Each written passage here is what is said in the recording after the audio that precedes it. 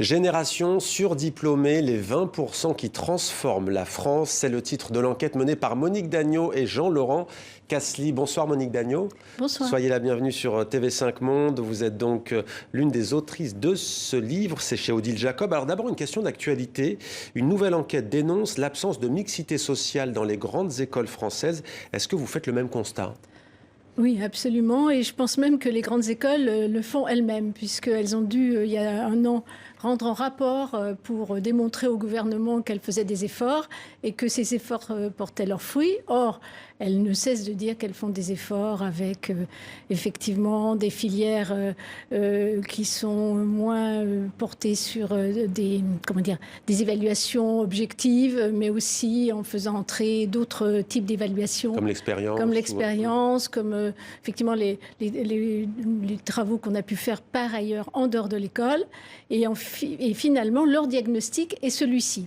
Alors ça ne m'étonne pas énormément parce que en réalité, pour produire aujourd'hui une personne qui a absolument toutes les qualités que demandent ces écoles, il faut s'y prendre très tôt. Et on voit, ça a été évidemment étudié 50 fois, mais on voit très bien comment il faut incuber d'une certaine façon à la fois une tête bien faite, mais plus que ça, c'est-à-dire des gens qui sont portés par ce qu'on appelle des talents. Et puis, il y a de plus en plus de grandes écoles. L'étude, je ne sais pas sur combien d'écoles elle porte, mais en réalité, tous les ans, il y en a 2 nouvelles qui sont des écoles dont une part sont payantes. Et donc, voilà. C'est un obstacle. C'est un obstacle supplémentaire. Alors, qui sont ces premiers de la classe, ces 20% au cœur de votre enquête ?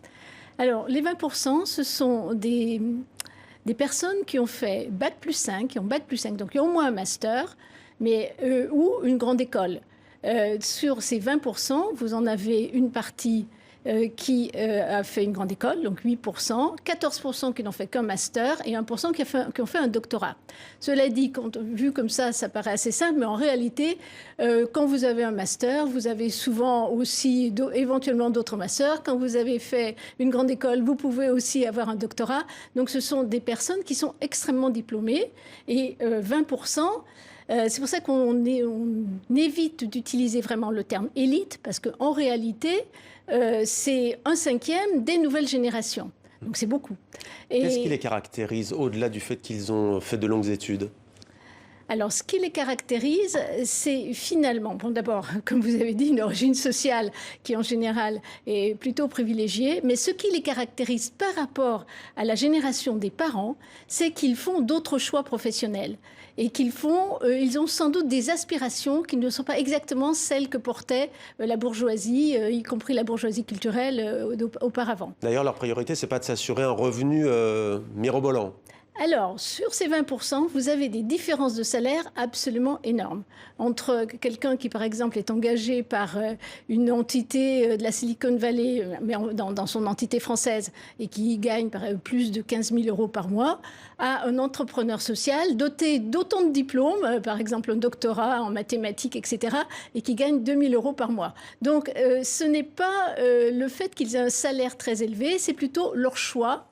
Et notamment leur choix de vie, le mode de vie qu'ils mettent en œuvre, les valeurs qu'ils préconisent, le côté aussi assez moral que je dirais, c'est une génération morale. C'est ça, vous dites moral, ils diffusent, dites-vous, sur l'ensemble de la société des normes culturelles. Est-ce que vous avez des exemples à nous donner ? Par exemple, en matière de consommation, prenons un exemple, eh bien, finalement, les consommations, y compris dans le quotidien, il vaut mieux pour eux que ce soit des marques, par exemple, qui ont un caractère éthique, ou si vous voulez faire des cadeaux, c'est mieux de faire un cadeau que vous faites vous-même, parce que chez eux, le do-it-yourself aussi est très mis en avant.